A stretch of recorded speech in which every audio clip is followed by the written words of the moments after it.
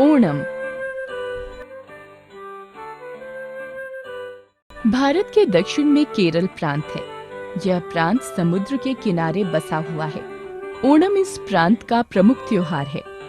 यह त्योहार हर वर्ष श्रावण मास यानी अगस्त सितंबर में के शुक्ल पक्ष की त्रयोदशी तिथि पर मनाया जाता है। केरल के बच्चे, बूढ़े, स्त्री, पुरुष सभी इसकी उत्सुकता से प्रतीक्षा करते हैं। ओणम से एक मास पहले ही पूरे केरल में गीत, नृत्य और खेलों की मस्ती छा जाती है। कहते हैं केरल में एक लोकप्रिय राजा हुए जिनका नाम था महाबली।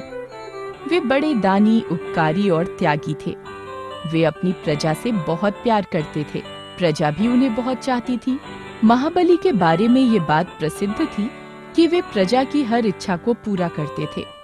उनसे बड़ा कोई नहीं था, इसलिए केरल के सब लोग दिल खोलकर उनकी प्रशंसा करते थे। देवताओं के राजा इंद्र को डर लगा कि कहीं महाबली उनका आसन न छीन ले। उन्होंने विष्णु को वामन यानी बौने के रूप में राजा महाबली के पास भेजा। उन दिनों महाबली एक विशाल यज्ञ करवा रहे थे। यज्ञ में जो भी तपस्वी आता, राजा उसे मुंह मांगा दान देते थे। वामन भी महाबली के पास पहुंचा। उसने अपनी कुटिया के लिए 3 कदम भूमि मांगी। महाबली ने हंसकर कहा, अरे वामन, माप लो 3 पग धरती, देखना बड़े बड़े पग मापना। यह सुनते ही विष्णु ने अपना असली रूप प्रकट किया।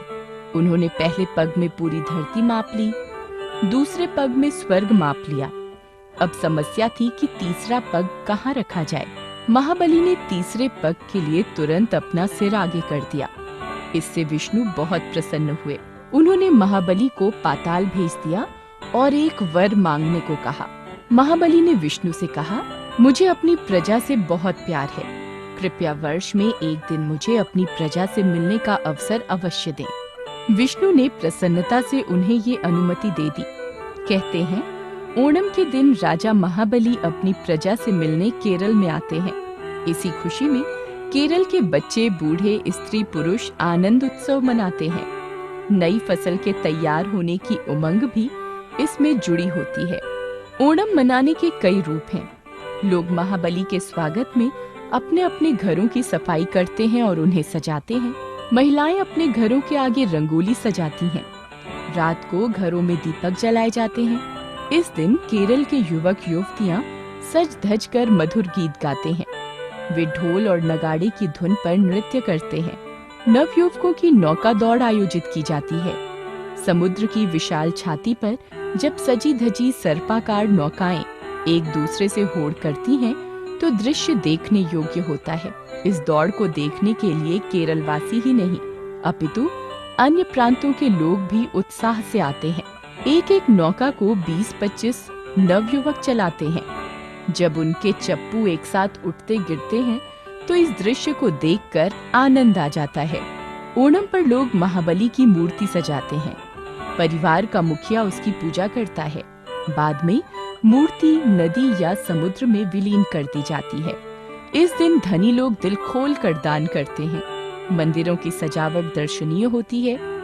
इस दिन हाथियों के जुलूस निकाले जाते हैं।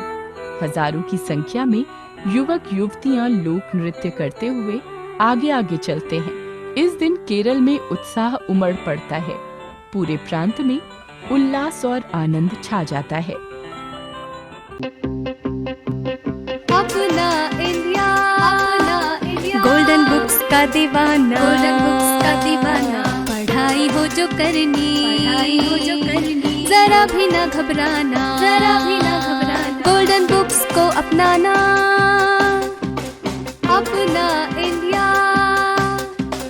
बुक्स का दीवाना, गोल्डन बुक्स का दीवाना, गोल्डन बुक्स का दीवाना, गोल्डन बुक्स का दीवाना।